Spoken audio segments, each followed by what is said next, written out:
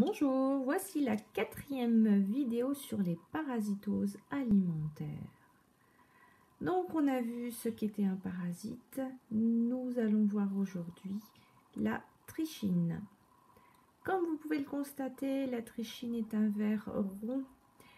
Quand il sera à la taille adulte, il est vraiment petit, entre 1,5 et 3,5 mm. Il parasite par hasard les rongeurs comme les rats, puis tous les animaux qui sont susceptibles de manger ce rat. Donc cela touche aussi bien les carnivores que les omnivores qui vont manger des résidus de rats par hasard dans leur foin par exemple. Et vous allez être étonné que chez nous en France, le peu que l'on aura des trichines, ce sera surtout dans le porc, le sanglier et le cheval.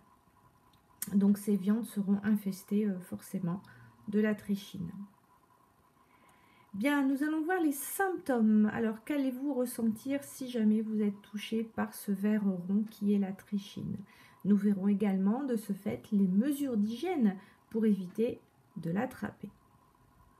Alors, il y aura tout d'abord une phase aiguë. Dans les 48 heures après ingestion, vous n'aurez pas forcément de signes.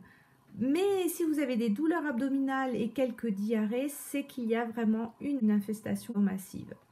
Concernant la phase chronique, elle est de 2 à 30 jours plus tard quand même. Et là, vous aurez quelques symptômes qui sont assez banals, comme la fièvre, douleurs abdominales, des diarrhées, des nausées, des vomissements. Ça va passer à l'as ou pas si vous avez en plus, et c'est possible, des complications cardiaques et neurologiques.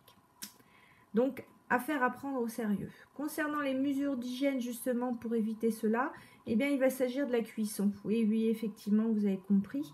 Donc, il faudra cuire au minimum à 70 degrés Celsius à cœur, sachant que la congélation n'est pas du tout satisfaisante pour la trichine. Concernant les charcuteries, eh bien, écoutez, la salaison et la fumaison ne sont vraiment pas des techniques qui vont assainir, donc ça ne suffira pas pour combattre la trichine.